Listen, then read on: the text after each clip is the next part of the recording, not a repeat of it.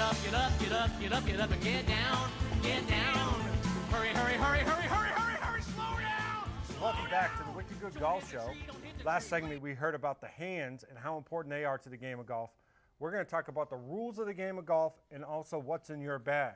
You know, Jimmy, we talked about the hands, but really, you know, when we talk about the rules of the game of golf, you know, there's so many rules and people get so confused about them, but really, when we talk about it, it's important because golf is governed by rules. Yeah, the rules, and if you know them, they're going to help you out there on the golf course. That's number one. So they can be confusing. The decisions made on some rules it's a pretty hefty book, but the basic rules are pretty easy.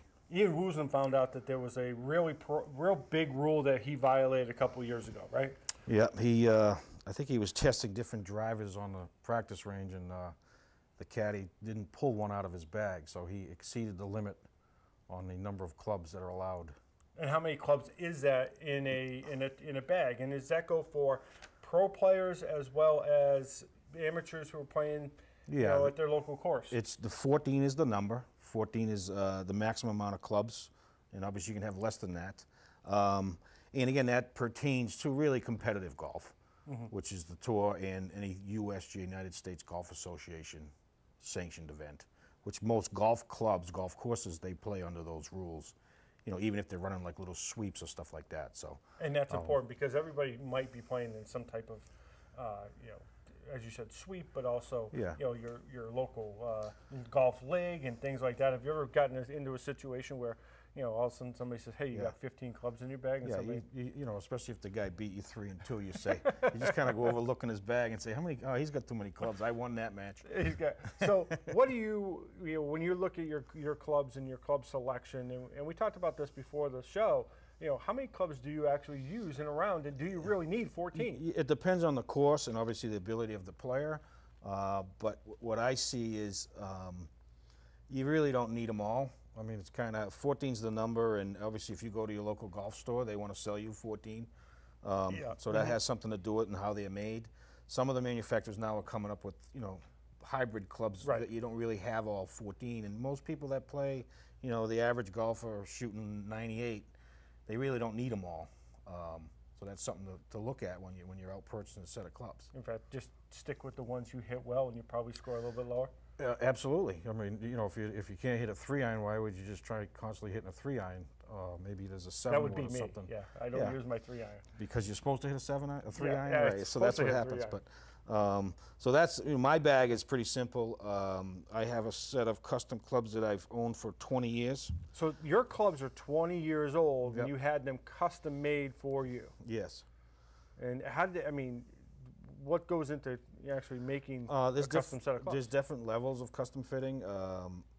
My clubs, it took about 2 hours to get fit properly. It's a lot of trial and error.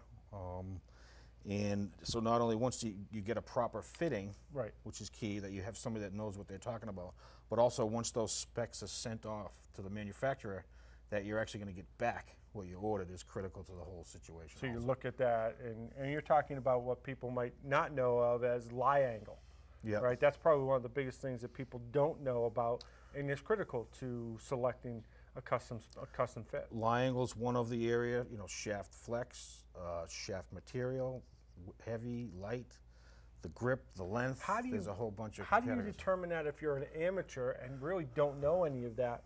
How do you know, where they can come to you, obviously, and get their clubs custom fit, because you have some neat tools that you use to be able to get that to happen? You know, I highly recommend custom fitting. Most of the big manufacturers have resisted that for a number of years. They're starting to do it more now. Most of them would be doing it with indoor technology, where you hit into a net. You know, these flight scopes that they have are pretty pricey, and they're pretty accurate. But you know, I would never get fit, and I'd want to see the whole flight of the ball. Right. So that's something we offer at East Coast, that when you get fit, you still have that flight scope. We have it, and you can still sit it. You can still sit it, and we can set it up and still hit it out in the field and still get the same data, but also see the flight of the ball, which is important. So again, my set, like I said, I even have a driver that's like 10 years old. I got old technology, but they work for me. I don't go chasing the you know, the new greatest, because it doesn't make sense to me. If they just made the best driver, how could next year's be better than the greatest? So they lose me when it comes to that. Now, you know me, and you know my swing and everything else, and you saw my driver, and I need a new driver. You're anyways. Yeah, because mine has a dent in it, right? Yeah. So when you look at it, how should I go out and get a new one with all the different technology of the turn of the club, all the little what do they call the clicks and everything else that you can adjust, all the adjustment. The new adjustment clubs out there, and you know, just what I find from my students.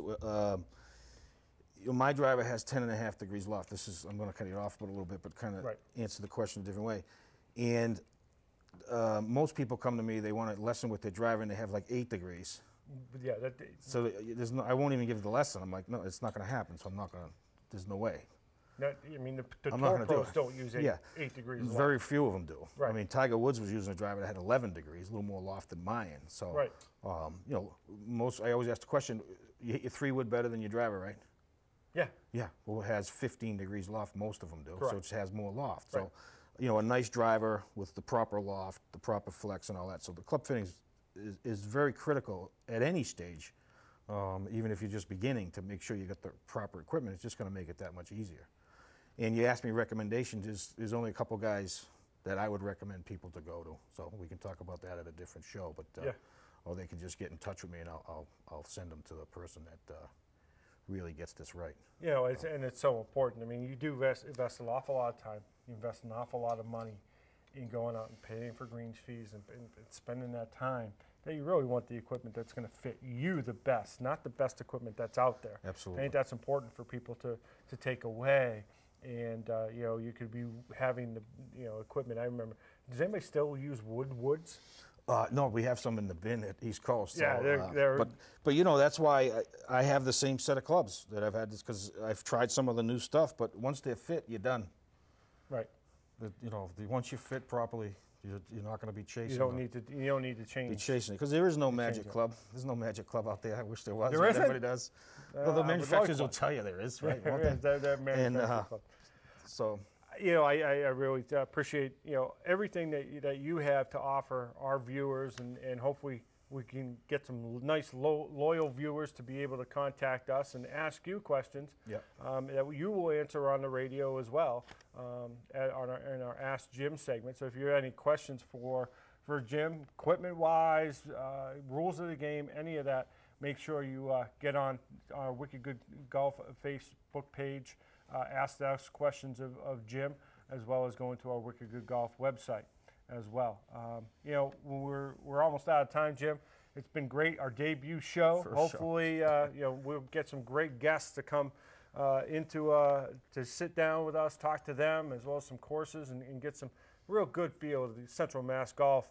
I'm Steve Scott, along with Jimmy Bombard. Hey, we'll be back next week with more of the Wicked Good Golf Show. Keep hitting them straight, everybody. Yeah, I think I better take a mulligan. I put my ball in the pond again. I think I better take a mulligan. I tee it up and take a swing and then splash. Can I get another mulligan? Get up, get up, get up.